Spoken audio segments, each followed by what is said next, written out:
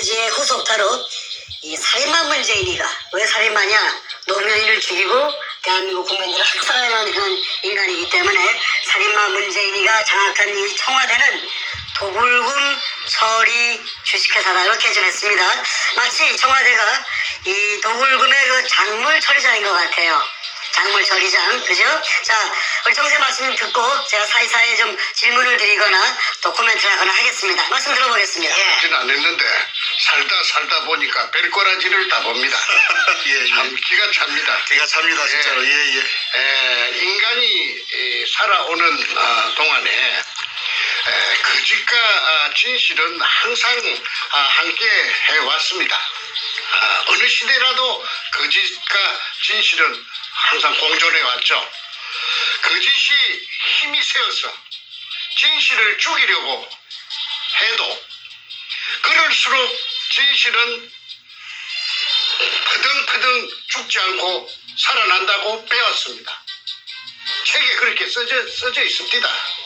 더욱 시퍼렇게 살아났죠? 예, 더욱 시퍼렇게 버득버득 덕기 나온다고 그랬어요. 예. 오늘은 청와대를 불법 점거하면서 가진 근무술수와 자신의 재산을 감추기에 급급하면서 또 도굴된 금을 팔아먹으려고 돈으로 바꾸려고 온갖 잔대가리를 굴리고 있는 그 문가놈의 민낯을 여과 없이 한번 보도록 하겠습니다. 오늘 이 메시지가 중요한 이유를 제가 잠시 한번 코멘트를 넣으면요.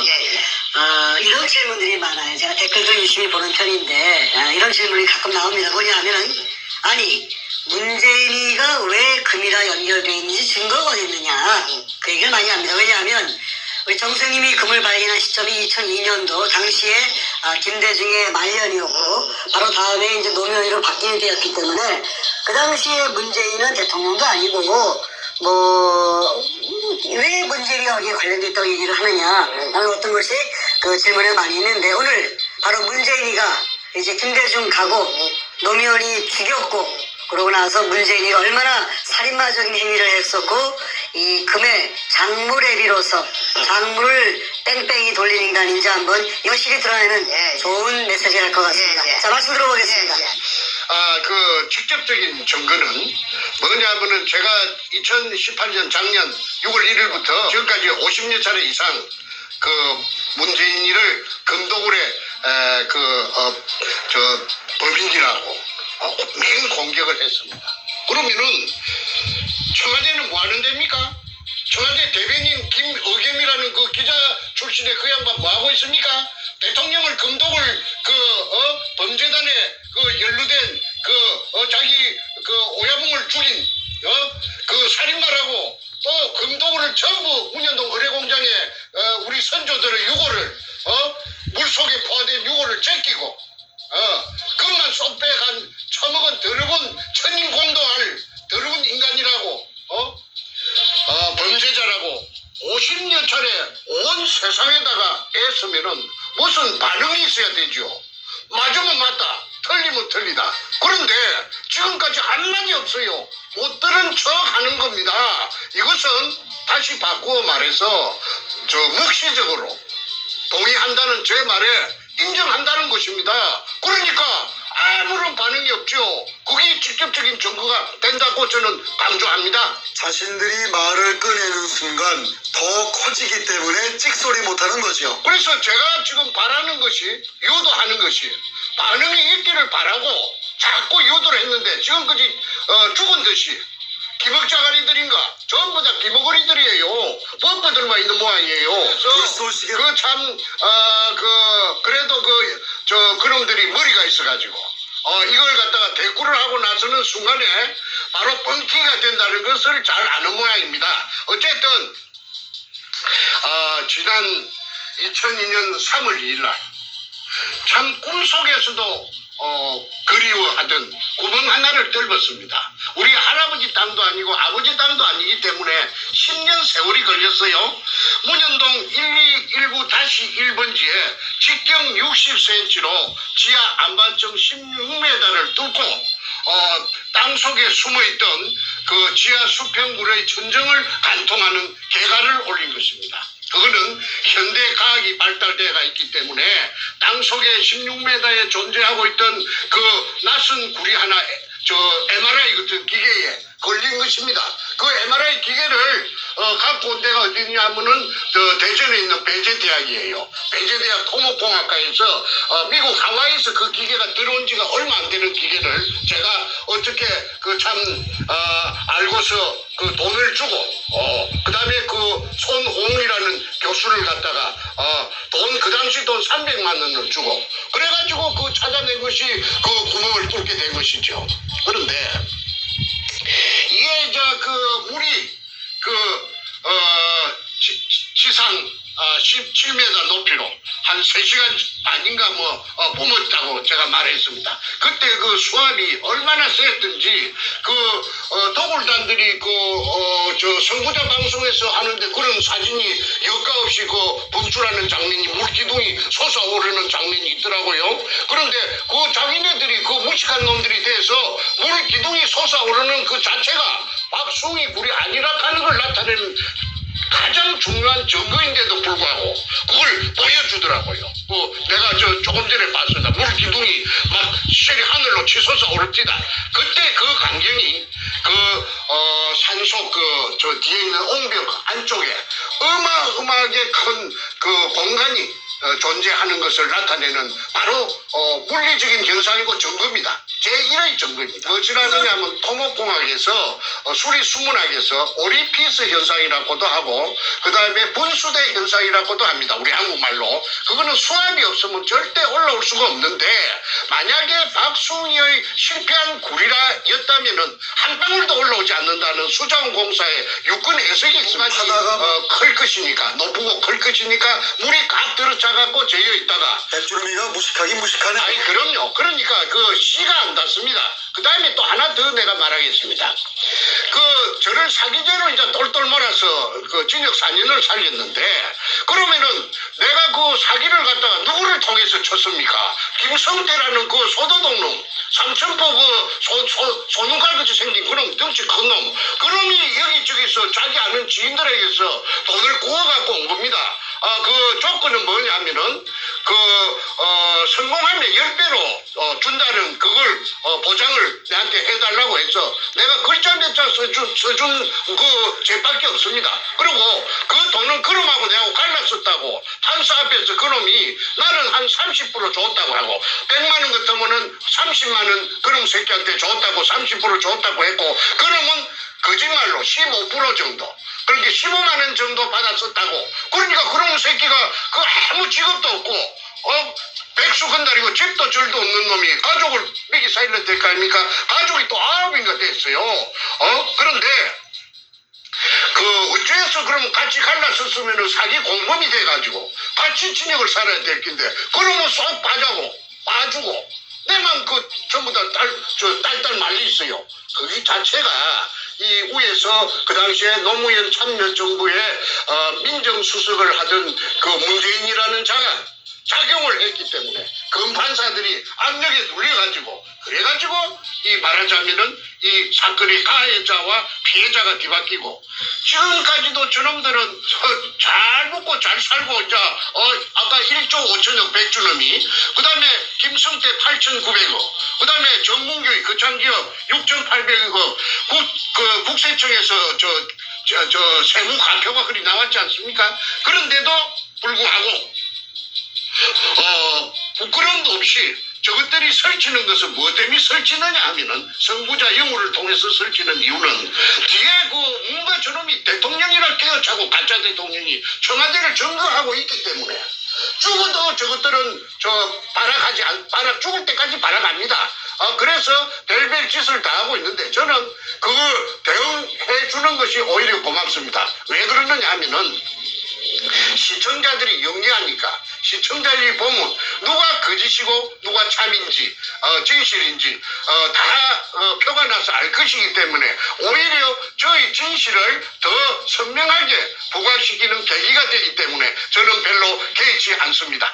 자, 지금 이 순간 다시 한번 그 금독을 사건 우리가 뭐 몇십 편을 내보냈기 때문에 처음부터 보신 분들은 내용을 많이 아시는데 최근에 보신 분들이 부쩍 늘어났기 때문에 간단하게 아주 간단하게 금독울이 언제 시작된 제가 한번 그 일지만 제가 한번 다시 한번 말씀드리고 다음 얘기 한번 넘어가겠습니다.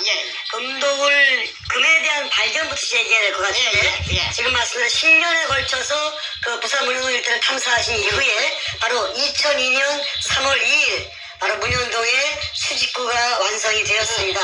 그 지하 4m부터 물속이 포화 상태로 됐고요. 그러고 나서 같은 3월 18일경 중순 좀 지나서 일본 글자로 이둥충이라는 그리스인 마대가 수평물 속에 꽉 차 있는 것이 확인이 되었습니다. 이 이둥충이라는 글을 쓴 것은 그 일본 일제시대 때 그 굴이 완성되었다는 증거가 되겠지요. 그러고 나서 바로 며칠 얼마 뒤에 3월 말쯤 돼가지고 김성태 일당이 우리 정생님의 오른팔이 하는데 이 사람이 배신을 한 다음에 저한테 독을 하자고 종용을 했죠. 그렇죠. 배신하면서 이 도구를 하자, 금을 빼돌리자고 이제 제안을 해서 국가에 신고하지 말고 그렇죠. 살짝 빼먹자고 했죠. 정생님은 이제 그걸 갖다가 반대했고 김성태는 도구를 하자고만 뭐 겨서 이제 배반이 일어납니다. 정확하게는 4월 5일 날 배신이 일어나는 이걸 제가 인지를 한 것이 4월 5일이 생각이 됩니다. 그러고 나서 4월 중순경에 바로 이 김성태가 정생님이 이제 눈의 가시가 돼버렸으니 자신은 도구를 하고 싶은데 정생님은 도구를 반대하고 있으니 국가에 세금 내고 정식으로 이걸 우리가 클레임을 하자 얘기했으니 김성태가 당시에 좀 힘이 좋은 나현철이에게 정충재 선생을 죽이라고 살인 교사 지시를 합니다. 이런 식으로 이제 숨가쁘게 죽고주의가 시작되면서 그리고 그들은 도구를 시작해버립니다. 그래서 제가 한마디만 하겠습니다. 그래서 말하자면은 이 금을 물속에 산더미처럼 져 있는 금을 처먹기 위해서 주체인 저를 제가 찾아낸 제가 주체지요. 그러니까 저를 갖다가 그 백주놈이 등을 끄잡아 이어가지고 저를 갖다가 팽시기로 작정하고 모함을 했습니다. 그 기댄 언덕이 뭐냐면 자기네들 그에게 힘을 실어줄 언덕이 누구느냐면 노무현입니다. 노무현이 정권하고 붙어버린 거예요. 그러면 그 뒤에 배경이 누구느냐면 그 현직 대통령이 뒤에 당선자 시절부터서 뒤에 딱 버티고 있으니까 병풍 역할을 해주니까 아니 뭐 굵어질 게 있겠습니까? 정충재는 힘도 없고 백도 없고 다 힘이 빠져갖고 지쳐 쓰러질 지경인데 그래가지고 그때서부터 지금까지 처절하고 외로운 그 전쟁을 갖다가 저 혼자 일대 다수 수백 명인지 천 명인지 모르는 기라성 같은 놈들을 상대로 해서 외롭게 고군분투해온 것입니다. 자, 이제 그럼 노무현 얘기로 들어가 보겠습니다. 자, 노무현이가 배경이 있다고 이렇게 주장하셨는데 실제 그런지 한번 확인해 보겠습니다. 김대중에 이어서 노무현이가 청와대를 장악합니다. 2003년 바로 다음 해인 한 1년쯤 지나서 2003년 3월 9일에 이런 방송이 나왔어요. 뭐냐면은 당시에 노무현과 젊은 검사들과의 대화의 장, 뭐 이런 방송이 나옵니다. 그 당시에 서울중앙지검의 발령을 받은 시민검사인 김영종이 아주 용감무스하게 발언을 합니다. 질문하는데 이런 질문을 했습니다. 노무현에게. 대통령에 취임하기 전에 전 부산 동부지청장인 박용석에게 청탁 전화를 하신 적이 있다. 그때 왜 검찰에 전화를 했습니까? 라고 물었습니다. 그러면서 노무현한테 물었죠. 그렇죠. 그것이 바로 검찰의 정치적 중립성을 훼손하는 발언이었다고 생각하지 않습니다. 그렇게 얘기했습니다. 돌직구를 날린 겁니다. 그때 노무현이가 뭐라 그랬죠? 그 당시에? 그래서 노무현이가 그 말을 듣고 이쯤 가면은 막가자는 거지요 하고 헛웃음을 민망하니까 민망했죠. 양심이 찔리니까 확인을 시켰습니다. 그 표정까지. 그래서 헛웃음을 이쯤 되면 막가자는 거지요 하면서 헛웃음을 지으면서 당황하는 기색이 역력하게 그 화면에 보면은 나타납니다. 그래서 노무현이 우물쭈물 하면서 변명하기를 청탁 전화가 아니었다. 청탁 전화가 아니었다. 해운대 지구당에 당원이 사건이 계류되어 있는 모양인데 자기 당원이 해운대 지구당에 자기 당원이 사건에 계류되어 있는 모양인데 위원장인 나에게 노무현에게 억울하다고 자꾸 호소하니 혹시 지청에서 검사들이 못 따드는 얘기가 있는 것 같으니까 한번 들어주십시오 하는 취지로서 더듬더듬 우물쭈물하면서 들어주십시오 그뿐이다. 이 이야기가 전부다 하면서 해명을 했습니다. 그거는 의식이 똑바로 베낀 보통 사람들이라면은 뭔가 이상하다. 어째 대통령 그 당시에 취임하기 전이니까 당선자 신분으로서 시청장한테 직접 전화를 걸어가지고 자기 당원이 억울한 것이 못 따뜨린 것이니까 한번 더 들어봐 주시오 하는데 그 말하는 것이 우물쭈물하니까 뭔가를 숨긴 듯한 그런 걸 눈치챌 수가 있지요. 그때 그 화면을 갖다가 재생해서 보시면은 제 말을 갖다가 인정하실 것입니다. 그런데 저도 그 장면을 보고 저거 좀 이상한데 내가 노무현을 알기 때문에 내가 노무현을 3번 만나가지고 금도굴에 대해서 문현동에 대해서 금도굴이 아니고 문현동 보물건에 대해서 서로가 얘기를 했던 그런 상황이 앞전에 다 그 얘기를 장황하게 했기 때문에 오늘은 생략합니다. 좀 이상한데 그런데 내가 이후에 수사를 해달라고 진정서를 이어가지고 서경석이라는 종교관계 목사 거기 이제 검찰에 작용해가지고 사건을 해결하도록 해주겠다고 해서 제가 진정을 해가지고 그래가지고 이제 동부지청에 수사가 시작되었습니다. 오청 특수부에서 서범중이라는 애송이 그 당시에 고대 법대 나오고 대구 놈이 있는데 뚱보가 있었어요. 그게 이제 수사를 하는데 이형 개판으로 하는 거예요. 이거 내 말은 인정하지 않고 자꾸 말이지 도굴단을 비호하고 말이지 사건을 비비 꼬기 시작하더라고. 6달 동안. 그런데 한 번은 수사를 받다가 화장실에 갔습니다. 이 화장실에 가서 정면을 보면서 이거 참 뭔가가 이거 뒤에서 어떤 놈이 조정하는 것 같은데 검사 새끼가 내 말을 전혀 안 들으니까 서범주의라고 하는 대구 자식 그 자식이 안 들으니까 이거 내가 동쪽이라고 하면 그 새끼는 항상 서쪽이라고 그래요. 그래서 이거 참 난감하다 싶어서 있는데 옆에서 같이 오줌 누던 누군가가 내 옆구리를 푹 찌르면서 아는 체 합디다. 그래서 히트 보니까 내보다 키가 작은데 아무개가 또 내 아는 진주에서 알던 후배예요. 진주지청에 무전사로 있었는데 무전사. 원래는 그 친구가 배를 타든 원양어선을 타든 무술사인데 검찰에 취직이 돼가지고 말하자면 통신을 담당하는 그런 직책이었는데 진주 검찰청에 있다가 이게 웬일이고 한 게 내 요 회사로 정근 온 지가 한 1년 안 됩니까? 형님은 여기 웬일입니까? 해서 내가 문현동 금도굴에 대해서 내가 이야기를 했더니 그 애가 하들짝 놀라면서 하는 말이 아이고 형님이 주인공입니까? 그래 네가 어째 그래 문현동의 금도굴 사건을 아느냐 하니까 아이고 우리 회사 직원들 전부 다 모르는 사람이 없습니다. 어째 모르는 사람이 없단 말이냐? 노무현이가 우리 회사 사장한테 지청장한테 박용숙이한테 전화를 걸어가지고 그러니까 이 회사는 거죠. 예.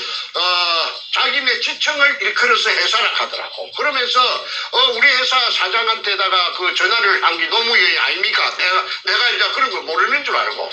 그래 무엇을 부탁하려고 전화를 했다 하대 할게. 아이고 문영동에 그 금도굴 그 형님이 주인공인 줄 나는 몰랐는데 그 금도굴에 타치하지 말라고 전화를 갖다가 한 걸 갖다가 우리 회사 직원 여자 직원 타이피스트까지 전부 다 전화 교환한 거지 다 압니다. 본부지청에 직원들 다 안다고 그러대. 그래서 내가 꿈을 깼습니다. 노무현이가 가담이 되었구나. 노무현이라 하는 이 더러운 도둑놈이. 그럼이 그 앞전에 내가 도둑놈이라고 했어요.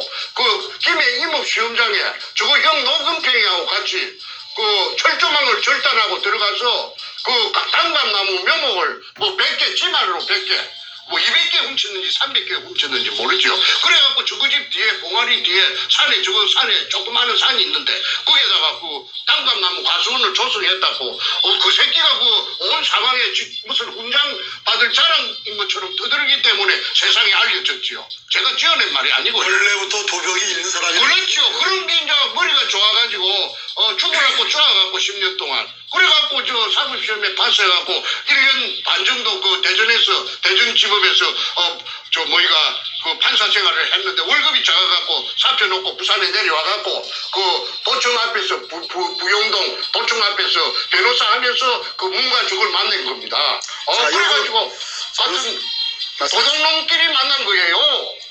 자, 여기까지 정리하면은 노무현이가 대통령 취임하기 전에 검찰 측에 전화해서 지시를 했다. 무슨 지시를 했냐면은 문현동 금도굴 사건에 대해서 타치하지 마라.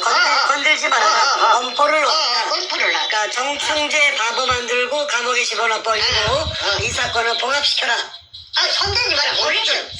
봐라. 라 오케이. 그걸 이제 김영조이가 말하자면 그때 젊은 검사들과 대화의장에서 그걸 바로 돌직구를 안 날렸으면은 제가 어떻게 이런 걸 알 수가 있었겠어요? 그렇죠. 됐습니까? 그분은 저 안양지청장을 끝으로 해가지고 검사장 승진이 안 되니까 옷을 벗고 제 알기로 한 3년 정도 전에 저 서초동 앞에 그 송결이라고 송결자는 한문으로 결백하다 할 때 깨끗하다 아마 결자 모양인데 소나무 송자 그러니까 늘 푸른 소나무니까 소나무처럼 늘 푸르게 깨끗하다 오염되지 않겠다 아마 그런 그 사람의 신조모양인데 간판을 그걸 걸고 변호사를 개업하고 있다가 얼마 전에 자유한국당에 중앙윤리위원장으로 영입된 걸로 제가 알고 있습니다. 그런데 그 사람을 내가 찾아가서 만났어요. 그 사람한테 찾아가서 만나서 긴노유리 오퍼레이션 그 책도 내가 한국백화점 책도 한 권 주고 그 다음에 정충재를 잘 알고 있습니다. 그래서 앞으로 필요하다면은 그 만약에 한국에서 청문회가 열린다든지 그 다음에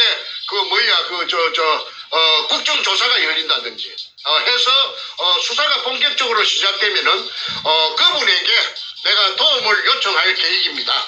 예, 뭐 더 이상 그분이 한테 입장이 난처할까 싶어서 그분에 대한 언급은 생략하도록 하겠습니다. 예, 알겠습니다. 하여튼 김영종 당시 검사가 아주 올곧게 노무현한테 돌직구를 날렸고 그 이후로 좀 남원들하고 이제 그 밑보였는지 하여튼 크게 성장하지 못하고 이제 변호사 기업으로 가고 있는데 잘렸죠. 검사장 승진 그렇죠. 안 되면 잘리니까. 자, 하여튼 그 모든 정황을 정리했을 때 노무현이가 대통령 당선이 되면서 취임하기도 전부터 검찰에 압력을 넣어서 이 사건을 건들지 못하게끔 압력했다는 것이 이제 다 파악이 됐습니다. 다음 얘기 넘어가 보죠. 그 다음에 이제 그 노무현이가 관련되었다는 거는 그거 하나를 이야기했는데 또 하나만 더 이야기합시다. 그러시죠. 여러 개 있지만은 시간 관계상. 그러시죠. 그 노무현이하고 그 도굴두목 백주남이하고는 모르는 사이가 아니고 아는 사이라요. 서로가. 얼마 정도 아는 사이냐면 20년 같이 그 이전에 그 도굴 사건 이전에 한 20년 동안 동호회를 같이 했어. 동호회. 그 증거가 있죠. 예, 동호회가 뭐냐면은 그 증거가 인터넷에서 제가 찾아냈습니다. 그 한국 열기구 협회라는 게 있어요. 그 풍선에다가 소쿠리를 달고 불을 피해갖고 날아가는 게 있는데 열기구 협회라는데 그게 노무현이가 25년인가 20년 되고 그 다음에 회장이 누구느냐면 그 백준엄이가 회장이에요. 그래서 저 태평양을 건너가는 그 이벤트를 2001년도에 할 적에 백준범이가 총괄본부장이고 그 노무현이가 추진본부장입니다. 종로 국회의원으로서. 그래서 그 두 놈이 그 묘하게 내가 연결고리를 찾으려고 내가 참말로 고생을 많이 하다가 내가 찾아낸 것이 열기구협회 회원이었다. 그리고 문현동의 금도굴에 열기구협회의 그 간부들이 많이 동원되는 것이 김성태가 쓴 그 제주도 탐사일기 A4 용지 404쪽짜리에 그게 은종진이라든지 그 영감이 아마 나이가 많아서 죽었을 건데 그런 사람들이 많이 나타납니다. 그래서 이거는 한국 땅덩어리 생기고 유사일에 처음 있는 일이라 금이 산더미같이 도심의 그 한복판에서 땅 밑에서 나타났다고 하니까 누굴 믿을 사람이 있겠습니까? 그러니까 사람들이 믿지 않는 그걸 금이 나왔다는 걸 안 믿는 그것이 오늘날 저를 17년 동안 죽도록 고생시킨 그 원인입니다. 예, 그래서 앞전에 한 번이라도 이와 유사한 사건이 있었다면은 제가 그렇게 고생 안 했죠. 벌써 해결됐죠. 그리고 일망타진되고 한국에는 큰 도움이 되고 부산시에도 큰 도움이 됐을 겁니다. 왜냐하면은 그 도굴 금이 나온 그 6월이 제여있는 의뢰공장 그 실체가 1공장부터서 5공장까지 있는데 그 도면이 그 백준범이 가방 속에서 제가 입수해 갖고 아니습니까? 그게 범례에 보면은 한 부분이 끝에서 끝까지 4km입니다.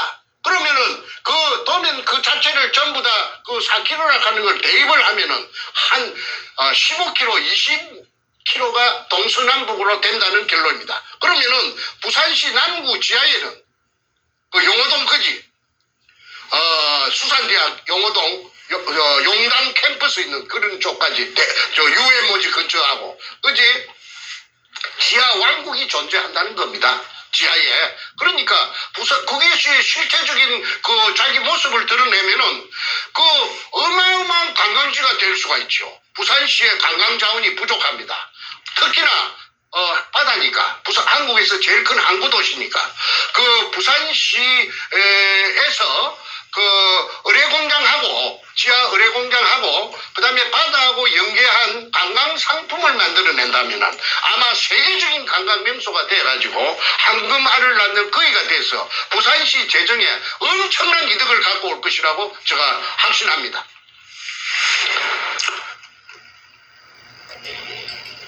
조선민주주의 인민공화국 수령이라고 하는 김정은이라고 하는 놈이 결제 책상에서 무언가 결제를 하고 있고 그 옆에 그가 임명한 민주주의 인민민주주의 3.0 간첩 총독 문재인이가 부동자세로 서 있는 모습입니다.